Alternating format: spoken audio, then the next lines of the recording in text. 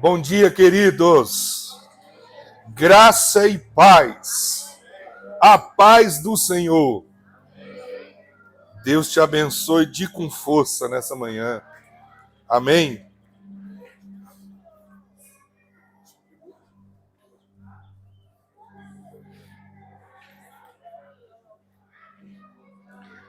É bom estar aqui de volta. Eu amo pregar a palavra. E eu amo também minha casa. Eu amo a nossa casa.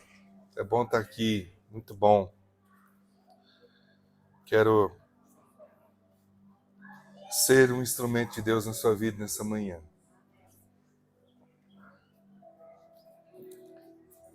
Feche seus olhos, vamos fazer uma oração?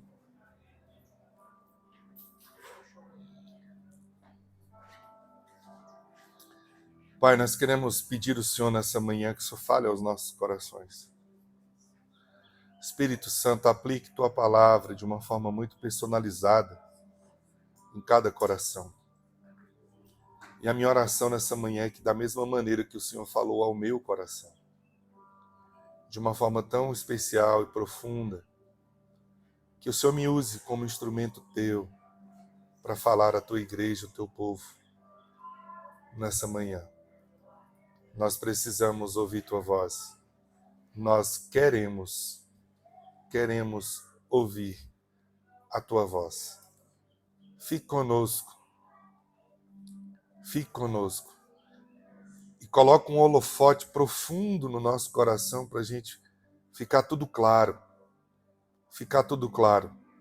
Para a gente poder ver, discernir aquilo que o Senhor deseja para cada um de nós. Em nome de Jesus. Atrai nosso coração a Ti. Em nome de Jesus, Pai. Amém.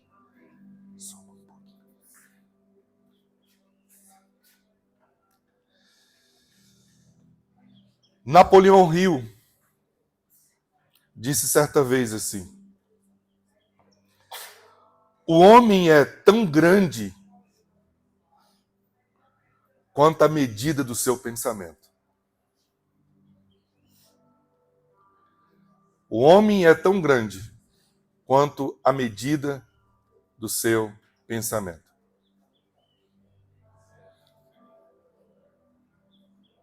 Provérbios 23, 3 diz assim: porque como imagina em sua alma, assim ele é. Porque como o imagina na sua alma, assim ele é.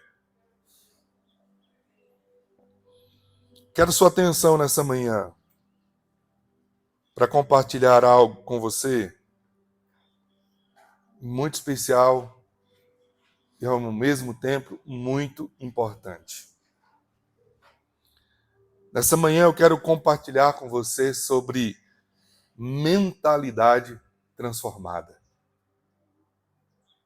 Mentalidade transformada. Quando eu leio o texto de Provérbios 23, 7, porque como imagina sua alma, assim ele é, isso fala sobre o seu sistema de crenças e de valores. Todos nós temos sistemas de crenças e sistemas de valores. E esses sistemas de crenças e de valores, eles são construídos ao longo da nossa vida a partir de 3 coisas importantes. A partir da nossa herança, que tem a ver com a origem genética que nós carregamos, a partir da influência que aquilo que nós recebemos diretamente, inclusive da herança, mas também das escolhas que nós decidimos fazer ao longo da vida, aonde eu decido influenciar o meu coração, com que eu decido influenciar o meu coração. E terceiro, das minhas experiências. Aquilo que eu experimento na minha vida. Isso tem a ver com os meus sentidos, com tudo aquilo que envolve os meus sentidos. Uma experiência de chupar uma laranja pode ser um tipo de experiência para uma pessoa e outra para outra pessoa completamente diferente. Porque isso tem a ver, inclusive, com a sua carga genética. Para algumas pessoas, uns vão achar muito ácido e essa acidez pode gerar incômodo.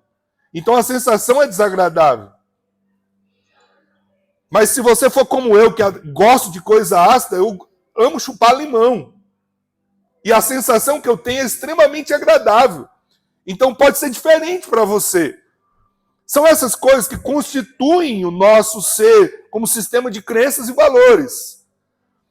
E a grande questão é que o sistema de crenças e de valores que vão sendo construídos em nós vai determinar o que nós pensamos. E a forma como nós lidamos com tudo à nossa volta. Gente, eu preciso que você entenda uma coisa.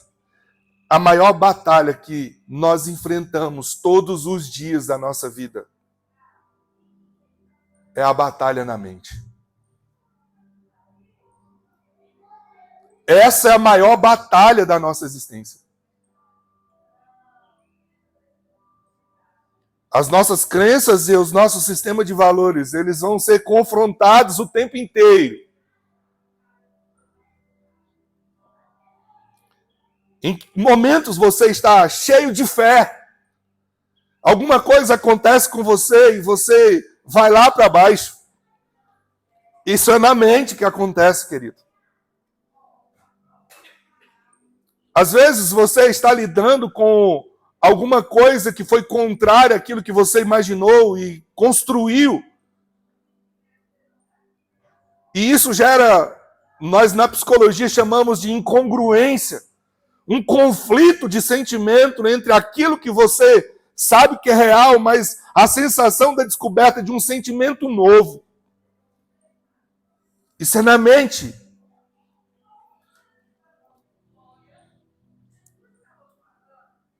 Outra coisa que eu quero compartilhar com você e chamar sua atenção nessa manhã é aquilo com que você alimenta sua mente se torna uma mentalidade.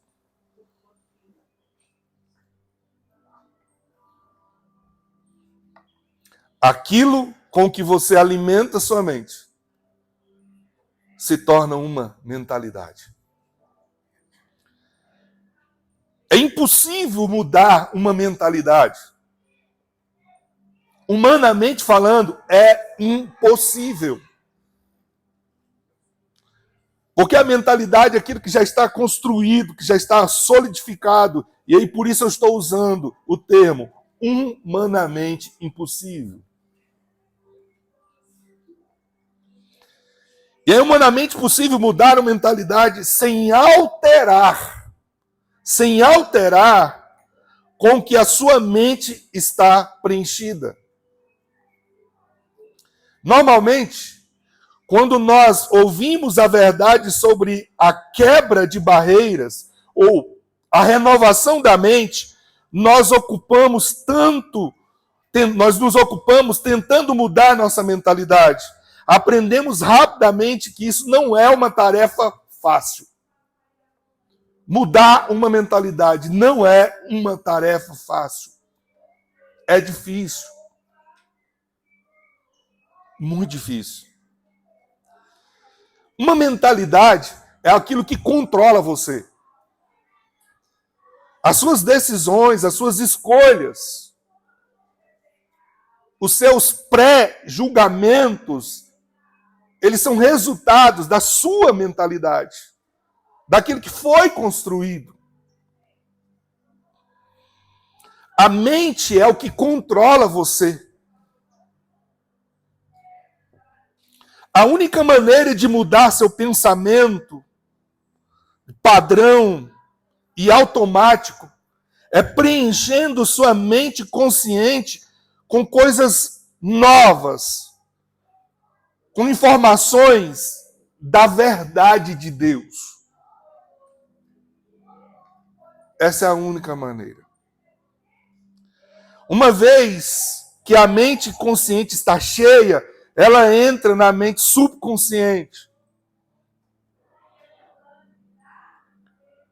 Para você ter uma ideia, estudos dizem que 95% de nossos comportamentos são automáticos. É por isso que nós estabelecemos metas, mas nós não conseguimos atingir muitas delas. Estabelecer metas é uma função da mente consciente, mas alcançá-las é a tarefa da mente subconsciente, que está relacionada à sua mentalidade, seu sistema de crenças e valores. A mente subconsciente ocupa a maior parte do nosso cérebro. Não funciona pela lógica, portanto, acredita em tudo o que é dito repetidamente pela mente consciente. Qual é a importância? A mudança de mentalidade cria novos desafios, gente. Novos desejos, novos objetivos e, sobretudo, cria uma perspectiva de crescimento individual,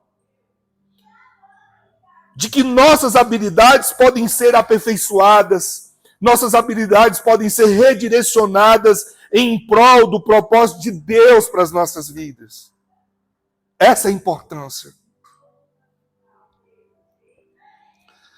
O apóstolo Paulo nos convida a essa experiência de transformação. Romanos 12, versículo 2, o apóstolo Paulo diz: e não vos conformeis com este mundo, mas transformai-vos pela renovação do vosso entendimento, para que experimenteis qual seja a boa, agradável e perfeita vontade de Deus. Note bem, o apóstolo Paulo está nos convidando a uma experiência extraordinária que ele chama de transformação da renovação do nosso entendimento. A palavra grega que é metanoia é uma mudança de reprogramação, de ressignificação, com um propósito. E o propósito de Paulo ele diz bem claro, essa mudança de mentalidade, esse ressignificar de crenças, de sistema de crenças e de valores, vai levar você a experimentar a boa, perfeita e agradável vontade de Deus. E a forma como Paulo constrói aqui nesse texto é muito forte. Paulo está deixando claro que você não experimenta. E aí a ideia de pleno, a boa, perfeita, agradável vontade, no sentido paulino aqui é pleno, aquilo que é completo, aquilo que é amplo, aquilo que é perfeito. Paulo vai dizer, isso só é possível com uma transformação de mente.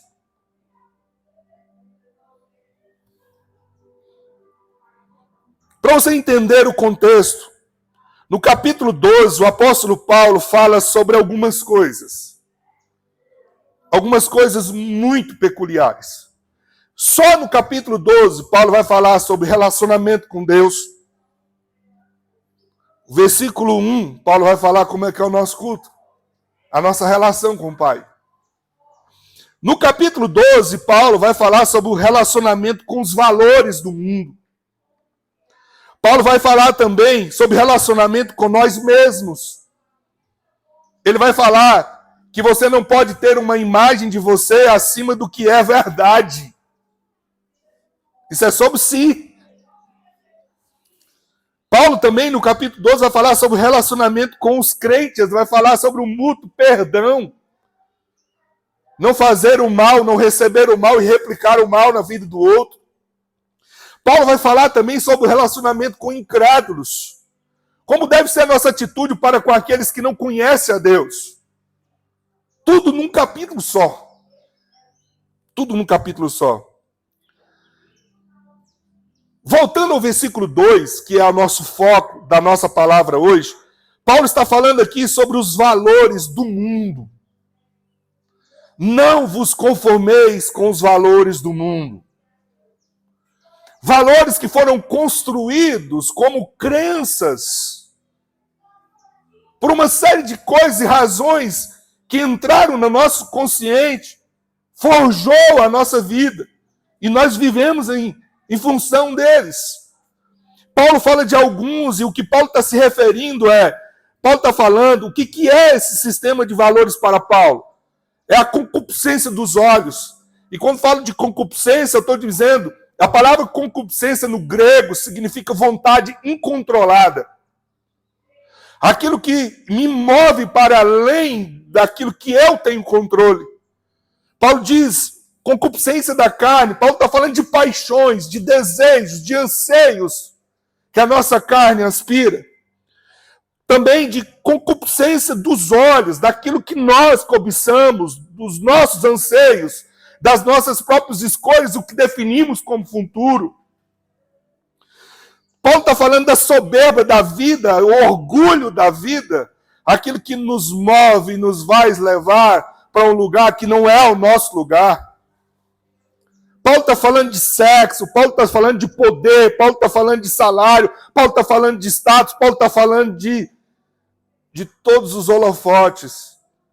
Paulo está falando de um conjunto de valores que são contrários aos valores do reino, que são contrários aos valores, aos princípios da palavra.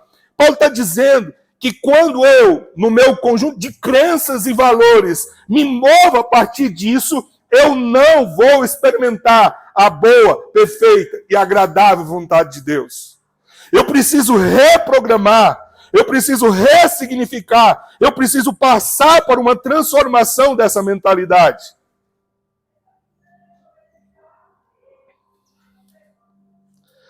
Nós precisamos tomar muito cuidado com as nossas mentes. Porque aquilo que entra na nossa mente pode determinar a nossa atitude, o nosso comportamento, a nossa escolha. E com certeza vai influenciar onde nós chegaremos. Nossos pensamentos influenciam nossas ações. Bons pensamentos, guiados por Deus, levam ao bem, mas maus pensamentos levam ao pecado. Por isso, nós precisamos renovar a mente para focar nas coisas de Deus, na agenda do Espírito Santo. Deus conhece os pensamentos da mente. Ele sonda os nossos corações. Ele nos esquadrinha. Ele sabe qual é a intenção do nosso ser. Ele é onisciente. Você já parou para pensar alguma vez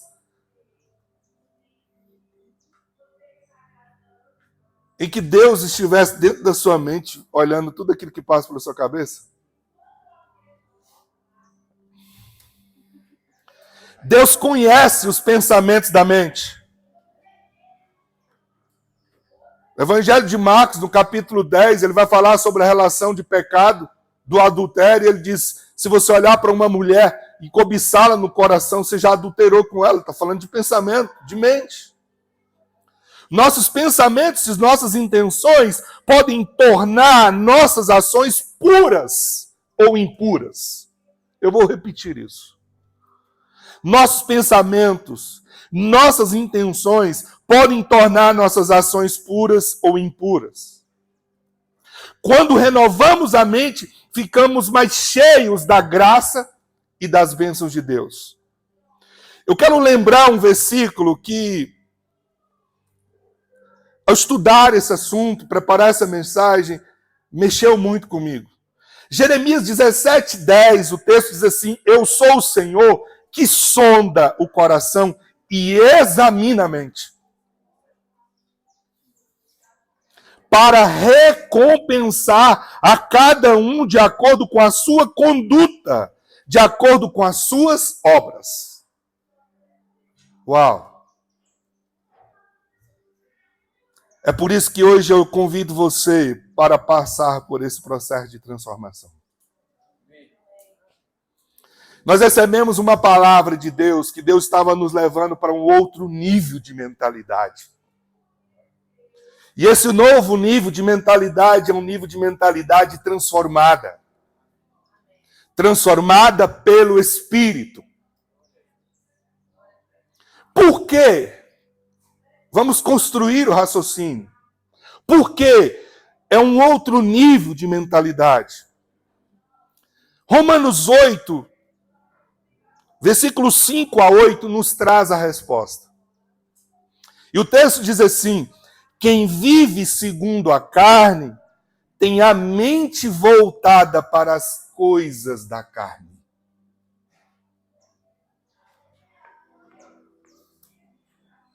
Quem vive segundo a carne tem a mente voltada para o que a carne deseja. Note que Deus deseja, o Espírito deseja que a gente passe por um processo de transformação, porque ser guiado pela sua mente, com seu sistema de crenças e valores, sem ser ressignificado pelos princípios de Deus, pela palavra de Deus, vai fazer você seguir apenas o desejo da sua carne. Por que ele está com essa preocupação? E ele vai dizer, mas quem de acordo com o Espírito tem a mente voltada para o Espírito, a mente voltada para o que o Espírito deseja.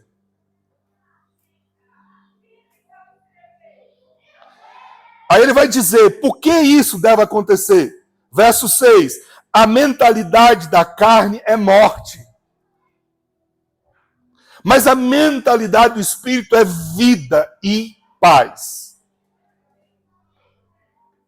Verso 7, a mentalidade da carne é inimiga de Deus, porque não se submete à lei de Deus, nem pode fazê-lo.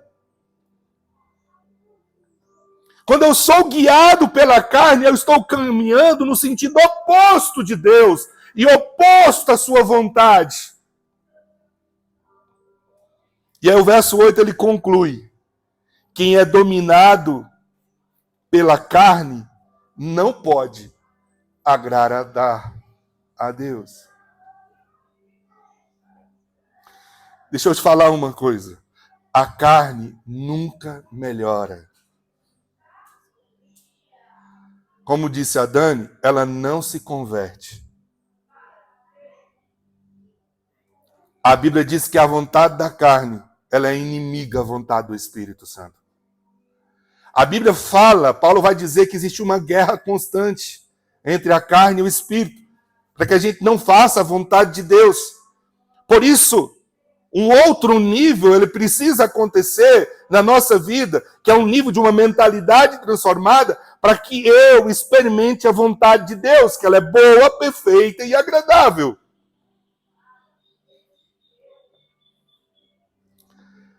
Pergunta 2. Como mudar a mentalidade? Primeiro, João 8,32 nos dá a primeira resposta. E conhecereis a verdade, e a verdade vos libertará. Como mudar a mentalidade? Conhecendo a verdade. A palavra grega aqui é gnóstico. E gnóstico aqui tem o sentido de experimentar. Não é apenas um conhecimento pelo conhecimento. Não é uma informação intelectual. Mas é a disposição do seu coração de experimentar na sua vida aquilo que Deus diz. Isso tem relação com o que o salmista nos diz: provai e vede que a vontade do Senhor é boa. Prova e vede. Provar, sinta o gosto, sinta o sabor. Coloque em prática na sua vida. Não é só o aspecto cognitivo do conhecimento, mas é o aspecto prático, quando isso desce para o nosso coração. E quando eu conheço a verdade, e a verdade aqui, aletheia no grego, é uma pessoa. Não é um conceito teórico. É uma pessoa. É a mesma palavra que aparece em João 14,6. Eu sou o caminho, eu sou a verdade, eu sou a vida. O que o texto está dizendo, o Evangelho de João, que revela a divindade de Deus, é que nós tenhamos a intencionalidade de nos apropriar de Cristo na nossa vida, que é a essência da verdade, e nós seremos libertos. Esse é o Evangelho. A verdade não é um conceito. Ela é uma pessoa. Ela chama Jesus Cristo, o Filho de Deus. Segundo, como mudar a mentalidade? Colossenses 3:2 nos diz: mantenha o pensamento nas coisas do alto e não nas terrenas. É assim que eu mudo a mentalidade, mudando a minha perspectiva, enchendo meu coração das coisas que dizem respeito ao céu. Pés na terra, coração no céu. Pés na terra, coração no céu. Paulo vai dizer que nós não somos guiados pelo que vemos, nós somos guiados pelo que cremos. Uau! Mantenha o seu pensamento nas coisas do alto. Como eu posso manter os pensamentos nas coisas do alto? Paulo vai em Filipenses 4:8 me dar a resposta. Terceira forma de mudar a mentalidade. Paulo vai dizer, finalmente, irmãos, tudo que for verdadeiro, tudo que for nobre, tudo que for correto, tudo que for puro, tudo que for amável, tudo que for de boa fama, se houver algo de excelente, digno de louvor, pensem nessas coisas. Isso é ressignificar. Eu vou usar um termo lá da roça para dizer para você: tira a mundiça do seu coração. Sabe o que é mundiça? Quando você prepara um canteiro para plantar algo, você escolhe o que você vai plantar naquele canteiro. Vamos plantar lá pés de cebolinha. Você planta os pés de cebolinha e você começa a regar. E depois, quando nasce muita coisa. E à medida que vai passando o tempo, você vai identificando que tem um monte de coisas que você não plantou, mas que ela nasceu. Se você não tirar essas coisas, a cebolinha que você tinha plantado não vai crescer, não vai se desenvolver.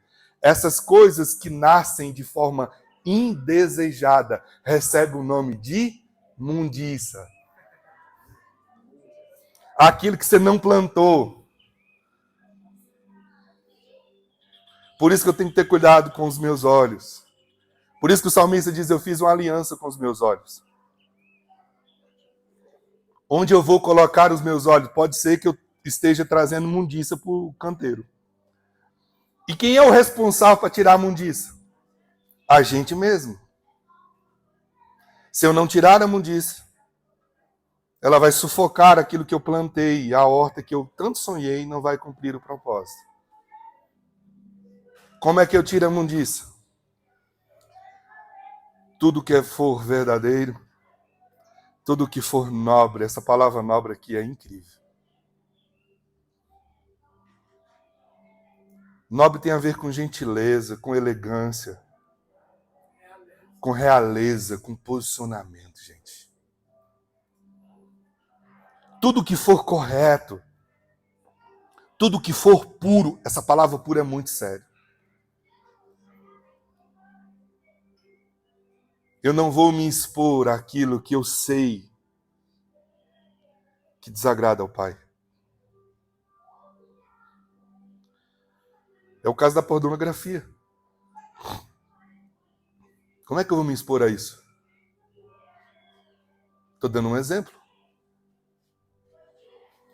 Tudo que for amável, tudo que for de boa fama, Paulo fecha com uma chave de ouro. Se houver algo de excelente ou digno de louvor, pensem nessas coisas. Respondemos algumas perguntas. Outro nível de mentalidade. Por quê? Como mudar a mentalidade? Terceira pergunta. Por que mudar a mentalidade? Primeiro, para romper com o passado e avançar em direção ao futuro. Paulo, em Filipenses 3, versículo 12 a 16, diz assim: não que eu já tenha obtido tudo isso, ou tenha sido aperfeiçoado, mas prossigo para alcançá-lo, pois para isso também fui alcançado por Cristo Jesus. Observa que ele tem consciência do seu propósito. O que move o Paulo? O propósito. Irmãos, não penso que eu já tenha o alcançado. Mas uma coisa eu faço.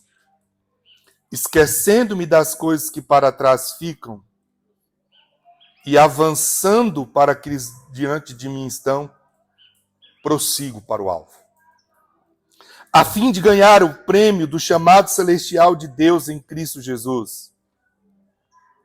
Verso 15. Todos nós que alcançamos a maturidade devemos ver as coisas dessa forma. Eu vou repetir o texto.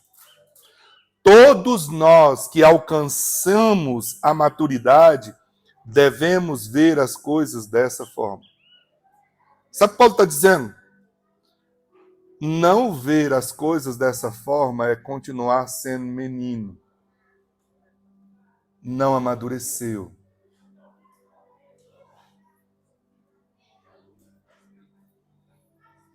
E se algum aspecto vocês pensam de modo diferente, isso também Deus lhes esclarecerá. Verso 16, ele finaliza de forma incrível. Tão somente vivamos de acordo com o que já alcançamos.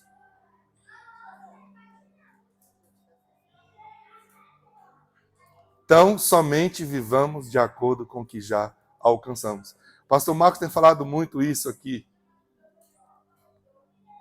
Não tem como voltar atrás. É isso que Paulo está dizendo. Andemos de acordo com o que já alcançamos. Não tem como voltar atrás. Agora vamos entender o que Paulo está falando sobre essa... Por que mudar a mentalidade? Que é o romper com o passado e avançar em direção ao futuro.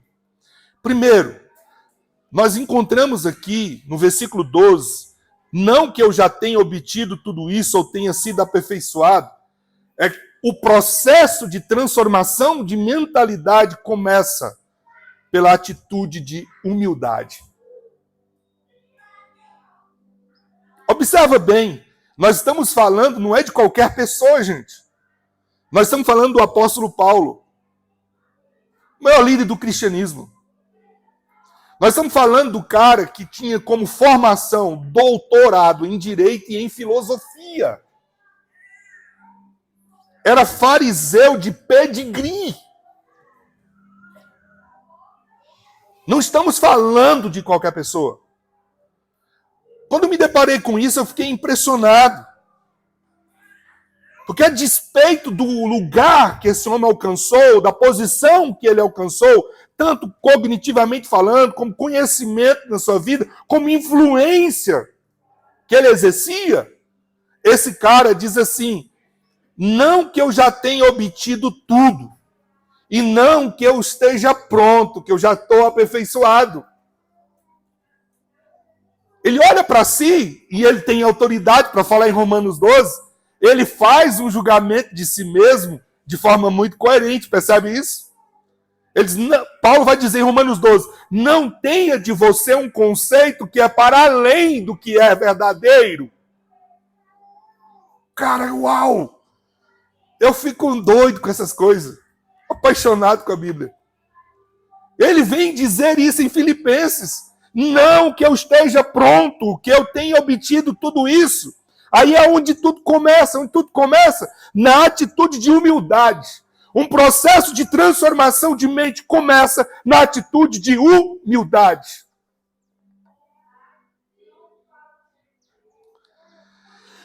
A atitude de humildade aqui em Paulo é resultado de manter um coração ensinável.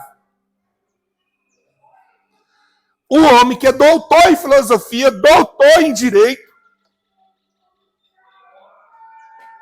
viveu tantas experiências, um homem de estirpe. Ele permanece com o coração ensinável. É fácil lembrarmos disso.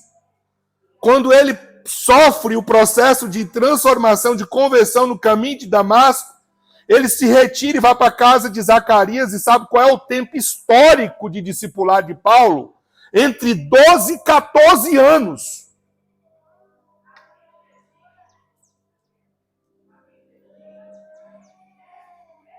Cara, deixa eu dizer para você, com todo amor, submeta ao processo. Nós não sabemos tudo.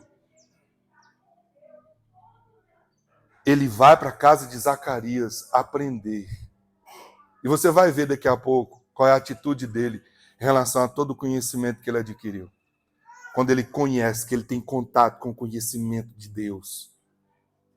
Como muda? Esse homem, ele tem um coração ensinável.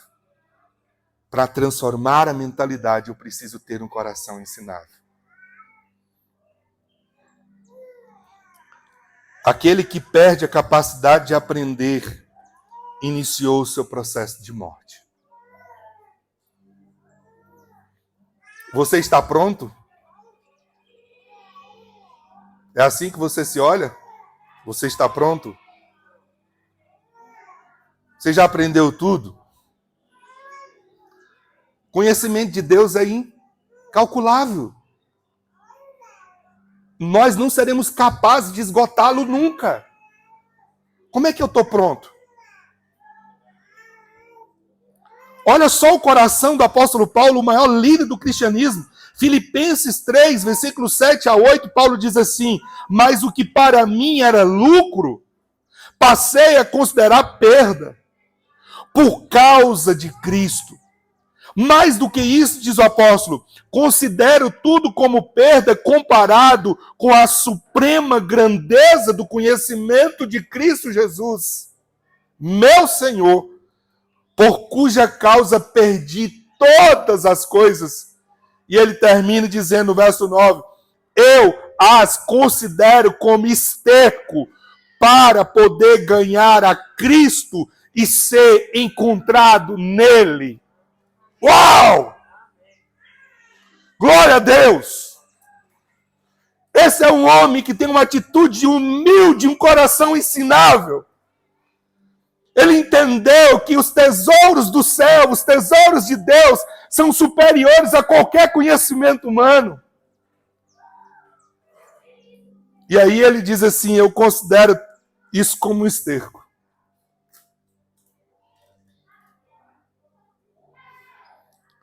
Algumas traduções dizem assim, por causa da sublimidade do conhecimento de Cristo. Meu Deus. Estamos falando de um homem que, mais uma vez, era doutor em direito, em filosofia, religioso, fariseu de pedigree. Nós temos muito a aprender com ele. E aí Paulo, nesse texto, sobre o processo de mudança de mentalidade, que é romper com o passado e avançar em direção ao futuro, começa com a sua atitude de humildade, que tem esse coração ensinável, nos ensina como é o processo. Falando de humildade, eu me lembrei do que eu aprendi com o pastor Herbert Trigueiro. O humilde nunca se ofende. E aí, como é que é o processo de ressignificação, de transformação da mente, à luz desse texto de Filipenses, capítulo 3, versículo 12 e 16? Paulo fala, primeiro, sobre a persistência e foco, mas prossigo para alcançá-lo. persistência e foco. Prosseguir significa persistir. Ele vai dizer, olha, eu não estou pronto, mas eu prossigo. Mas eu prossigo para o alvo. Eu tenho um propósito. Segundo, Paulo fala sobre esquecer o passado. E a ideia do esquecer aqui é romper, irmãos. Romper. Ele diz, esquecendo-me das coisas que ficaram para trás. Sabe uma das coisas que mais impedem a gente de prosseguir, de alcançar o que está à frente da gente? É que tem uma corda presa aqui com um elástico em nós que nos limita até um determinado lugar. Ele dá a sensação que você está caminhando, mas ele vai chegar no processo de exaustão e depois você paralisa e não rompe. E em outras ocasiões ele te puxa para trás. Você dá 3 passos para frente e o elástico te puxa para trás. Só há uma forma, a ideia é essa, rompa! Corte! Esquecendo-me das coisas que para trás ficam, eu avanço para aquelas que diante de mim estão. E aí, o terceiro é avançar para o futuro. Avançando para os que estão adiante. Pastor, e aí como é que funciona em relação ao passado? Eu tenho aprendido, quero compartilhar isso com você. Marina pregou esses dias atrás aqui. Nós devemos ser gratos pelo passado, mas devemos ter um coração aberto para o novo de Deus.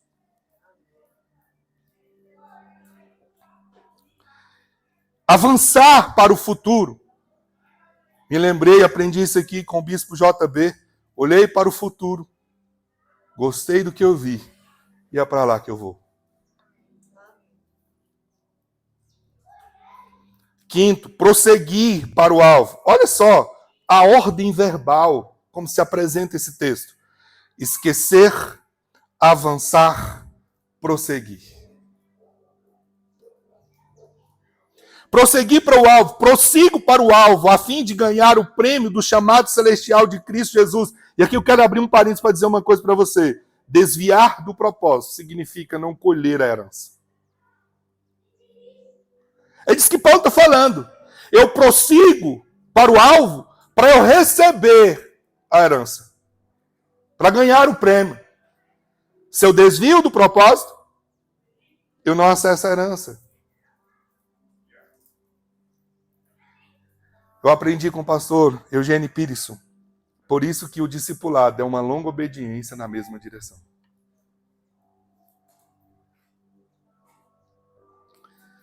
Por que mudar a mentalidade? Segundo, primeiro para romper com o passado e avançar diante do futuro, lembra? Por que mudar a mentalidade? Segundo, para viver o novo.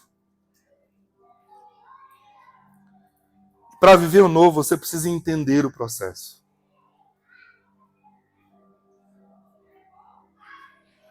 E qual é o processo que eu preciso entender? Remendo novo é em pano novo. Vinho novo é em odre novo. Vamos entender o que Jesus quer dizer com isso? Caminhando para o final. Observa a palavra de Jesus, Mateus 9, 15 a 17. Jesus, verso 15. Jesus respondeu, como podem os convidados do noivo ficar de luto enquanto o noivo está com eles?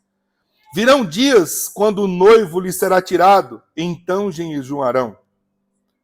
Ninguém põe remendo de pano novo em roupa velha. Pois o remendo forçará a roupa, tornando pior o rasgo.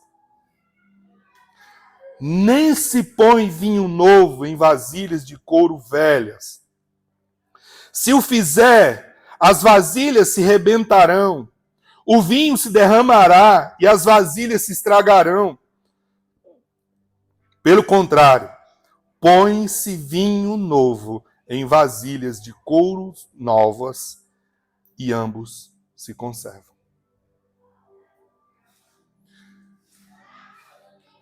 A mudança de mentalidade, a transformação da mentalidade é entender esse processo.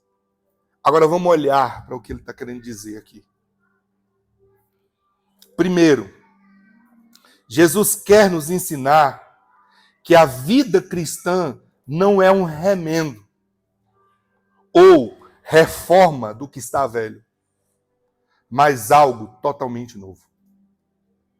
Vou repetir.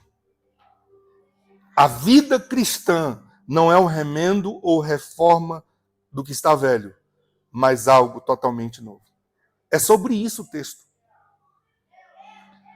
2 Coríntios 5,17, Paulo vai dizer, portanto, se alguém está em Cristo, é nova criação. As coisas antigas já passaram e eis que surgiram coisas novas. Paulo está falando do processo de conversão, de mudança. O encontro com Cristo nos traz uma nova mentalidade. Eu sou transformado, e a palavra aqui é criação. É algo que surge novo. É essa a ideia. Deixa eu te falar uma coisa. Pega isso aqui no seu coração. O rio sempre segue seu percurso. Ele sempre vai adiante. O que Jesus está querendo dizer? Isso aqui me deu muito trabalho, viu, irmãos? Graças a Deus. Mas vamos lá para os aspectos exegéticos do texto. Essas afirmações de Jesus acontecem aqui como resposta a questionamentos de religiosos. Os discípulos de João e os fariseus. O questionamento vem de forma acusatória. O verso 14 nos mostra isso. Porque nós, os fariseus, jejuamos, mas seus discípulos não? A questão aqui é sobre jejum. E a forma como os fariseus e os discípulos de João realizavam. É nesse ambiente que Jesus vai responder isso. Aí ele responde, um remendo novo num pano velho abre uma frissura ainda maior. O que ele quer dizer com isso? O cristianismo não é uma reforma do judaísmo. Nem um remendo das práticas judaicas. É isso que Jesus está dizendo. Jesus está falando do reino dele e eles estão pensando que Jesus vai transformar o judaísmo. As práticas religiosas do judaísmo. Jesus diz assim, isso não cabe. É tudo novo. O vestido velho era o antigo sistema da lei e os velhos costumes do povo judeu, irmãos. Pastor Hernandes Dias Lopes, ao comentar esse texto, ele diz assim, a vida cristã não é um verniz, ou uma caiação de uma estrutura rota, mas uma vida nova, algo radicalmente novo. Joga fora, é isso mesmo.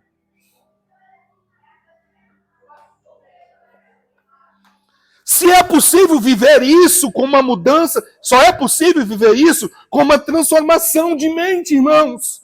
Uma mudança de mentalidade.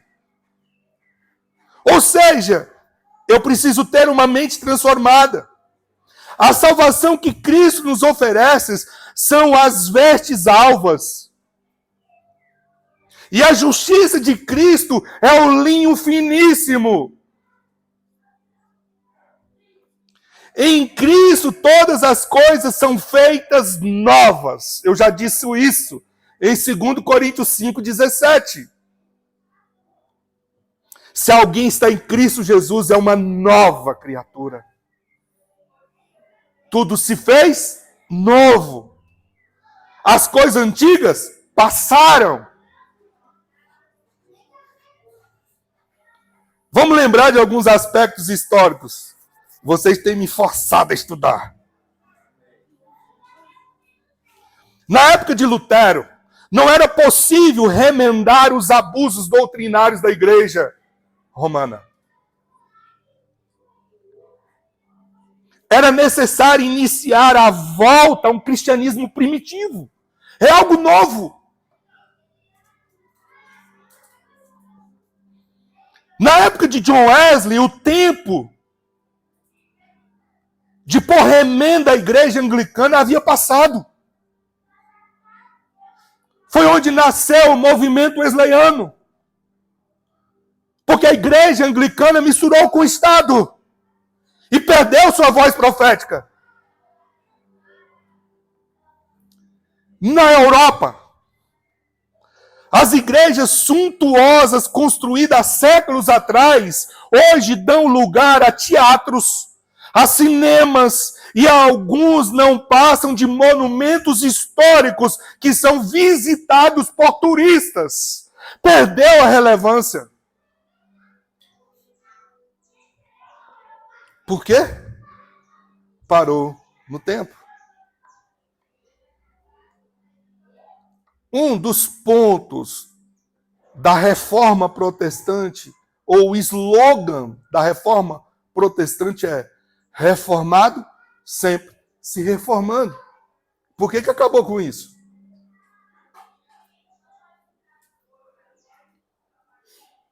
Eu sou reformado e eu vou para o retrocesso?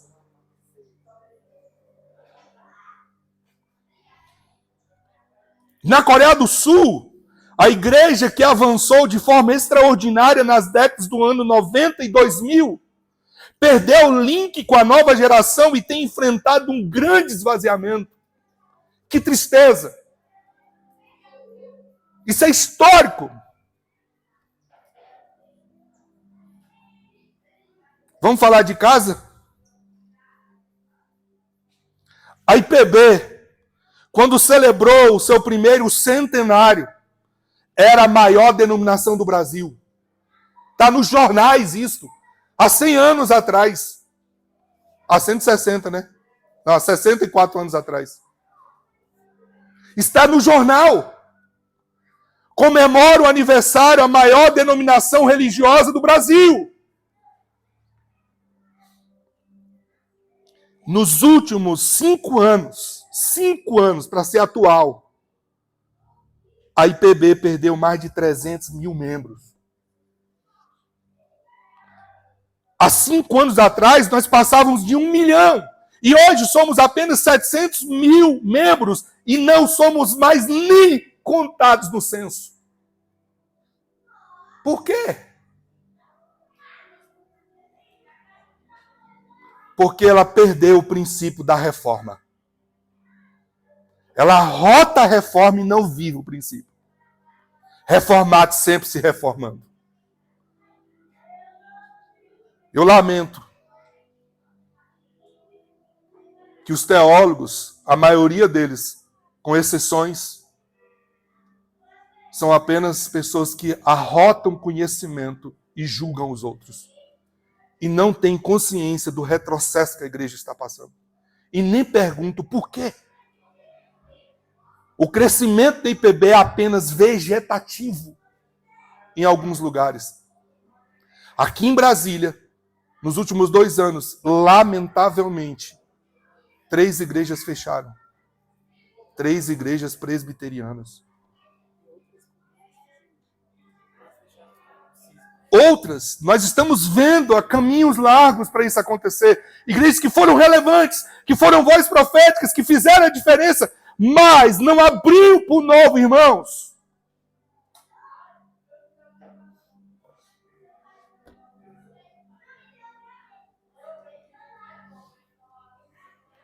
Nós precisamos entender que somente uma mudança de mentalidade nos mantém abertos para o novo de Deus. Eu já disse a vocês que uma das coisas mais lindas do Espírito Santo é a criatividade dele. Tu acha que ele vai fazer sempre a mesma coisa? Se ele é extremamente criativo? Enquanto o saudosismo nos traz nostalgia, a expectativa do novo nos mantém cheios de esperança, gente. Precisamos entender que a vida cristã não é uma mistura do velho com o novo. Não é uma mistura do velho com o novo. É algo completamente novo. O Evangelho transforma e liberta. O Evangelho é vivo, dinâmico, sobrenatural. Jesus disse: errais não conhecendo as Escrituras e o poder de Deus. A nossa denominação é a igreja que conhece a Escritura, mas desconhece o poder de Deus.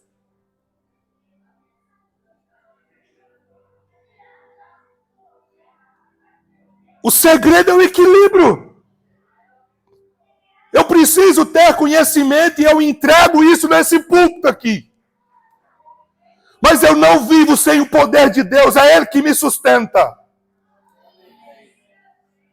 Uma vida no Espírito é uma vida poderosa.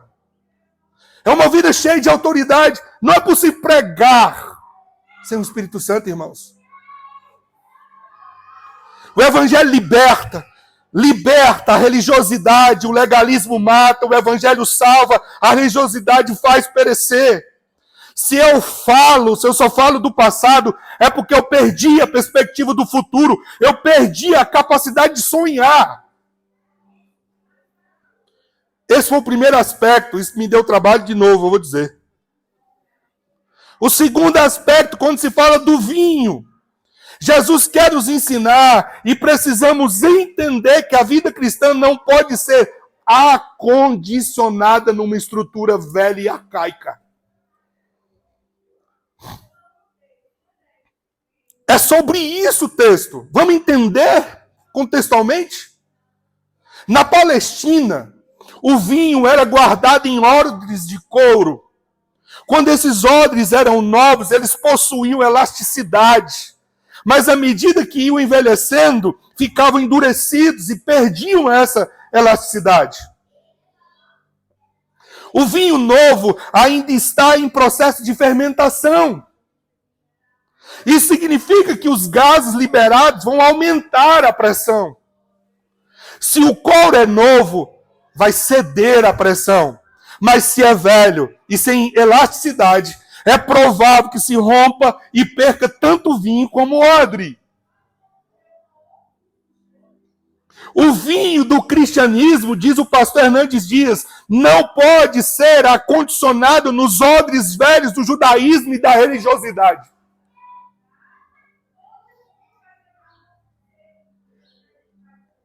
Quanto mais religioso uma pessoa se torna, mais dogmas ela cria para si e para os outros. Dogmas é aquilo que não queremos mexer, que não permitimos que seja tocado. O problema é que dogmas são criados por homens e não pela palavra, não pelo evangelho, porque o evangelho é vivo e dinâmico e sobrenatural. Jesus era extremamente contextualizado, irmãos. Jesus era dinâmico, Jesus era criativo, Jesus era atual. Olhe suas parábolas, olha a forma de comunicação de Jesus. Era incrível. Pastor Hernandes Dias, comentando esse texto, afirma: o cristianismo requer novos métodos, novas estruturas. Não pode ter um coração duro com os odres ressecados pelo tempo.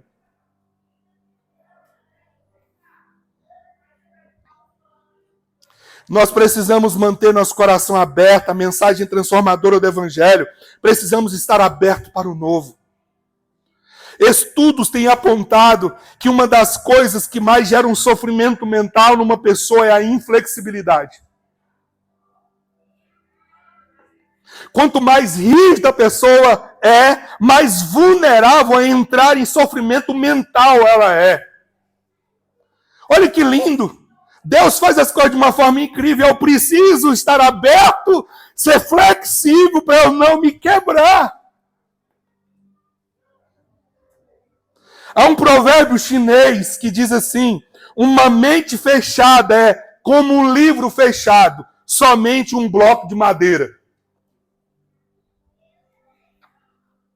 Uma mentalidade transformada nos deixa mais flexíveis, mais abertos para o novo e menos propensos ao sofrimento. E eu concluo aqui.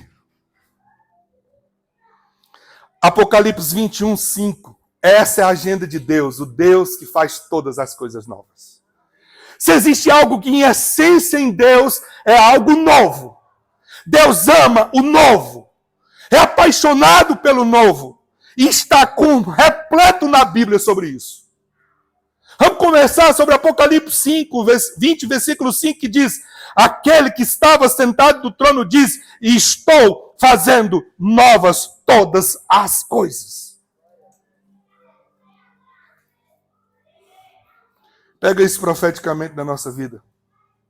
Estou fazendo novas todas as coisas, e o texto dizia, acrescentou, escreva isso, pois essas palavras são fiéis e dignas de confiança. Que palavra é fiel e digna de confiança? Eu estou fazendo coisas novas. Nós precisamos ouvir o que Deus está nos dizendo. Isaías 43, versículo 18 e 19 diz: esqueçam o que se foi, não vivam no passado. Vejam, eu estou fazendo uma coisa nova, ela está surgindo, vocês não percebem? Até no deserto eu vou abrir caminho e riachos no ermo. Olha só. Esqueçam o que se foi.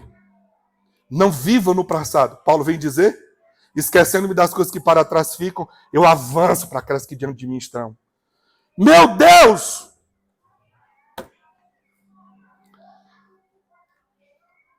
Você confia em Deus? Amém. Porque esse Deus que faz nova todas as coisas acerca do novo, diz assim, Jeremias 29, 11. Porque sou eu que conheço os planos que tenho para vocês.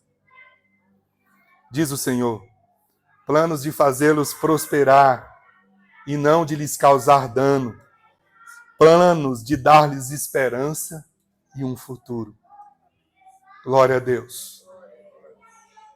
Glória a Deus. Você confia nele? Ele sabe o que faz? Porque sou eu que conheço os planos para vocês. Deus precisa dizer, eu não vou lhes causar dano. Eu vou dar a vocês um futuro e uma esperança. Não precisa ter medo. Ele sempre sabe o que faz. Tudo ou todo aquele que tem um coração de filho, confia no Pai. Mas o órfão nunca é capaz de confiar. Quem é você, filho ou órfão?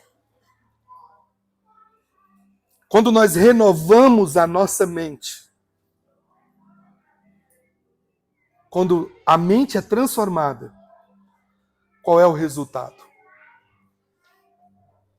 2 Coríntios 10, 4 e 5 nos diz: porque as armas da nossa milícia não são carnais, e sim poderosas em Deus, para destruir fortalezas, anulando nos nossos sofismas e toda altivez que se levanta contra o conhecimento de Deus e levando cativo todo pensamento à obediência a Cristo.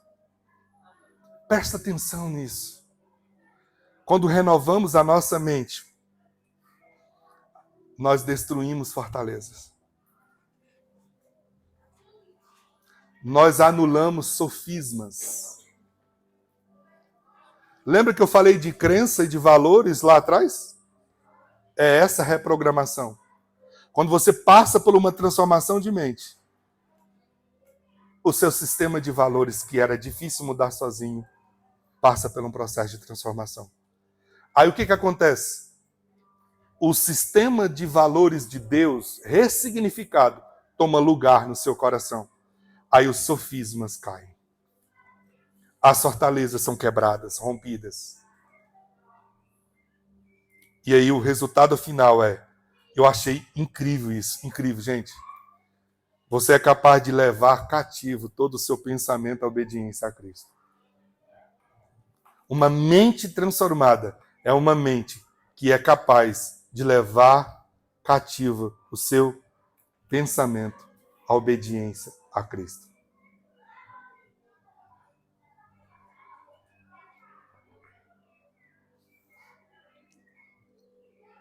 Aquilo com que você se alimenta torna a sua mentalidade.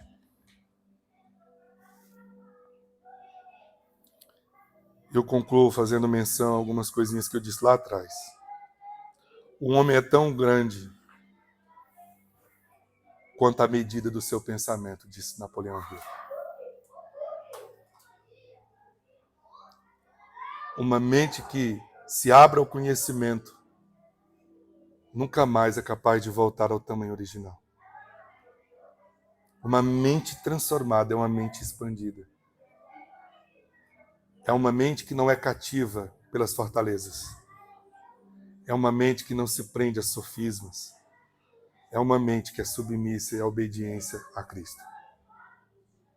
Essa é uma mente transformada. Como disse o apóstolo Paulo, não vos conformeis com este mundo, mas transformai-vos pela renovação do vosso entendimento, para que experimenteis qual seja a boa, agradável e perfeita vontade de Deus.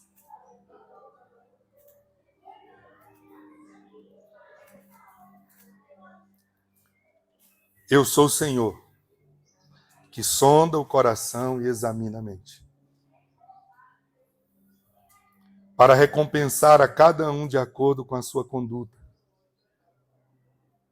de acordo com as suas obras.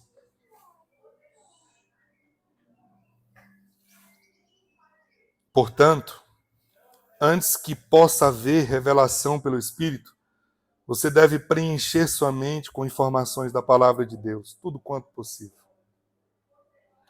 Leia, memorize, medite na palavra, ouça podcasts, ouça mensagem, leia livros cristãos, encha sua mente com a verdade, o Espírito Santo a tornará viva, o que mudará sua mentalidade e transformará sua vida.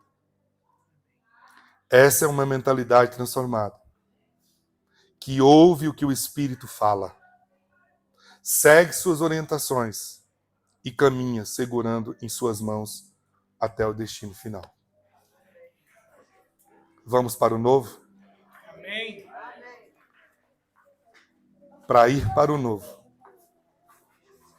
eu preciso ter uma mente transformada, deixando as coisas velhas para trás e avançando para aquelas que diante de mim estão. Vamos ficar de